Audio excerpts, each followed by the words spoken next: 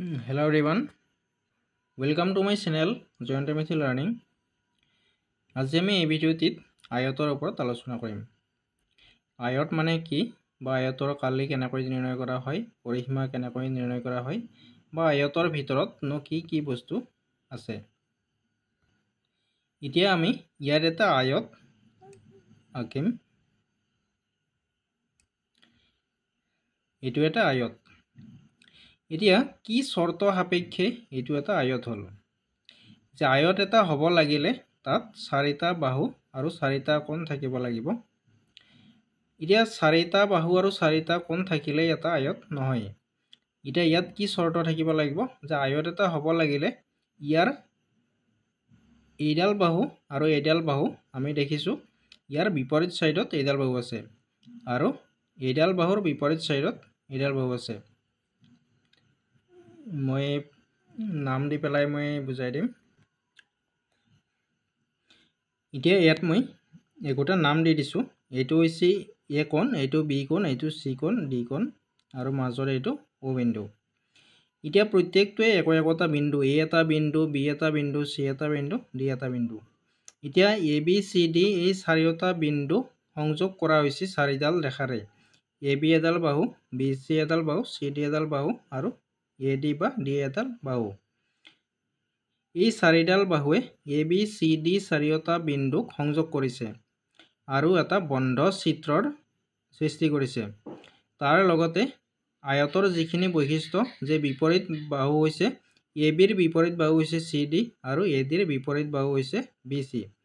এই বিপৰীতমুখী বাহু দুযোৰ পৰস্পৰ সমান আৰু সমান্তৰাল। যদি এ ডি বাহুৰ দৈৰ্ঘ্য যদি 20 সেন্টিমিটাৰ হয় তেতিয়াহ'লে বি চিৰ দৈৰ্ঘ্যও 20 সেন্টিমিটাৰ হ'ব লাগিব। এ বিৰ দৈৰ্ঘ্য যদি 10 সেন্টিমিটাৰ হয় ডি চিৰ বা সি ডিৰ দৈৰ্ঘ্যও 10 সেন্টিমিটাৰ হ'ব লাগিব।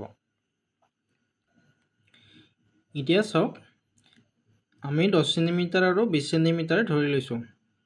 এ বিৰ দৈৰ্ঘ্য 10 সেন্টিমিটাৰ মানে সি ডিৰ দৈৰ্ঘ্য 10 সেন্টিমিটাৰ হ'ব আৰু বি চিৰ দৈৰ্ঘ্য 20 সেন্টিমিটাৰ মানে এ ডিৰ দৈৰ্ঘ্য 20 সেন্টিমিটাৰ হ'ব। এই চাৰিডাল বাহু হৈ গ'ল। এতিয়া আমাক লাগিব এই যি কেইটা কোণ আছে এ কোণ বুলি কোৱাৰ লগে লগে ইয়াতে মানে এয়া বি এ ডি অৰ্থাৎ এ কোণটো মানে সম্পূৰ্ণভাৱে গোটেই কোণটো এই মাজৰ ৰেখাডাল আমি বাদ দিব লাগিব কাৰণ ইয়াত দুটা কোণ হৈ আছে আৰু এইডালক বাদ দি আন এটা কোণ হৈ আছে বি এ ডি আৰু ইয়াত আছে এ বি চি অৰ্থাৎ এ বি চি ডি এই চাৰিটা কোণৰ মাপ হৈছে প্ৰতিটো কোণৰ মাপ 90 ডিগ্ৰী আৰু চাৰিটা কোণৰ সমষ্টি হৈছে 360 ডিগ্ৰী। আৰু আমি জানো যে যিকোনো চতুৰ্ভুজৰ চাৰিটা কোণৰ সমষ্টি সদায় 360 ডিগ্ৰী হয়। এতিয়া আমি কি কৰিছো এৰ বিপৰীত কোণ হৈছে বা বিপৰীত বিন্দু হৈছে চি। ঠিক তেনেকৈ বিৰ বিপৰীত কোণ বা বিপৰীত বিন্দু হৈছে ডি। এতিয়া এ চি আৰু বি ডি এই দুয়োটা বিন্দু সংযোগী ৰেখা দুডাল অংকন কৰা হৈছে। এই ৰেখা দুডাল হৈছে এ চি আৰু বি ডি। এতিয়া এ চি আৰু বি ডি দুয়োডাল ৰেখায়ে পৰস্পৰ কটাকটি কৰিছে ও বিন্দুত। এতিয়া এই ৰেখা দুডালক আমি কি বুলি ক'ম? এই ৰেখা দুডালক আমি তিৰ্যক বুলি ক'ম আৰু এই তিৰ্যক দুডালে ও বিন্দুত কটাকটি কৰিছে। এই দুডালক আমি কৰ্ণ বুলিও ক'ব পাৰো। এ চি আৰু বি ডি কৰ্ণৰ দুডালে ও বিন্দুত কটাকটি কৰিছে। এইখিনি হ'ল মানে আমি জানিবলগীয়া কথা আৰু এইখিনি নাজানিলে আমি আয়ত অংকন কৰাটো বা আয়তৰ বিষয়ে আমি এইখিনি কথা জনাটো অতি দৰকাৰী। এইখিনি হ'ল প্ৰধান বৈশিষ্ট্য। ইয়াৰ পিছত আহিল আমি আয়তৰ কালি আৰু পৰিসীমা কেনেকৈ নিৰ্ণয় কৰিম সেই বিষয়ে আলোচনা কৰিম। এতিয়া আয়তৰ কালি উলিয়াব লাগিলে আমি এই সূত্ৰটো মনত ৰাখিব লাগিব। আয়তৰ কালিৰ সূত্ৰটো হৈছে দিশ পূৰণ প্ৰস্থ অৰ্থাৎ দীঘল বাহুযোৰক দিশ বুলি কোৱা হয় আৰু চুটি বাহুযোৰক তাৰ প্ৰতিটো বাহুক মানে প্ৰস্থ বুলি কোৱা হয়। এতিয়া দীঘৰ মাপ দিয়া আছে আমাক 20 সেন্টিমিটাৰ আৰু প্ৰস্থৰ মাপ 10 সেন্টিমিটাৰ দিয়া আছে।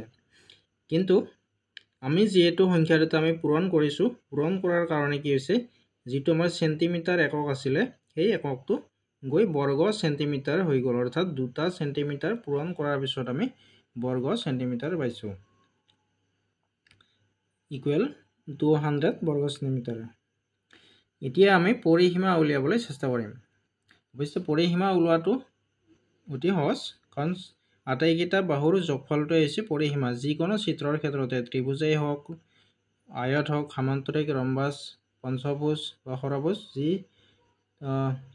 চিত্ৰই নহওক কিয় তাৰ আটাইকেইটা বাহুৰ যোগফলাই হৈছে পৰিসীমা এতিয়া আমি চিত্ৰ সাপেক্ষে বিভিন্ন সূত্ৰ আমি ব্যৱহাৰ কৰিব পাৰো ঠিক তেনেকৈ আয়তৰ সূত্ৰটো হৈছে 2 হোল ইনটু দিশ যোগ প্ৰস্থ অৰ্থাৎ 2 পূৰণ ব্ৰেকেট দিব লাগিব তাৰ পিছত লিখিব লাগিব দিশ যোগ প্ৰস্থ অৰ্থাৎ দুটা দিশ আৰু দুটা প্ৰস্থৰ যোগফল এতিয়া ইয়াৰ পৰিসীমা পাইছো আমি পৰিসীমাৰ সূত্ৰটো মনত ৰাখিবা 2 পূৰণ ব্ৰেকেট তাৰ পিছত দিশ যোগ প্ৰস্থ অৰ্থাৎ ইয়াৰ দুটা দিশৰ পূৰণফল দুটা দিশৰ যোগফল আটিও আমি 2 পূৰণ দিশ লিখিছো মানে দুটা দিশৰ যোগফল আৰু 2 পূৰণ প্ৰস্থ মানে হৈছে দুটা প্ৰস্থৰ যোগফল এটো আমি সহজ বা ছুটি কৰাৰ কাৰণে আমি এই সূত্ৰটো প্ৰয়োগ কৰো নাইবা আমি এনেকৈ লিখিব পাৰো যে দিশ যোগ প্ৰস্থ যোগ দিশ যোগ প্ৰস্থ অৰ্থাৎ দুটা দিশ আৰু দুটা প্ৰস্থৰ যোগফল আমি তেনেকা নিলিখি যদি এনেকৈ লিখো সূত্ৰ প্ৰয়োগ কৰি তেতিয়াহলে বস্তুটো ছুটি হয় এতিয়া আমি সমাধান কৰি পাইছো 60 সেন্টিমিটাৰ এটো হৈছে ইয়াৰ পৰিসীমা সো আজিলৈ আমি ইয়াতে সামৰণি মাৰিছো তোমালোকে ভিডিওটো তোমালোকৰ বন্ধু বান্ধৱীৰ সৈতে শেয়াৰ কৰি দিবা আৰু মোৰ চেনেলটো সাবস্ক্ৰাইব কৰিবলৈ নাপাহৰিবা সো থ্যাংক ইউ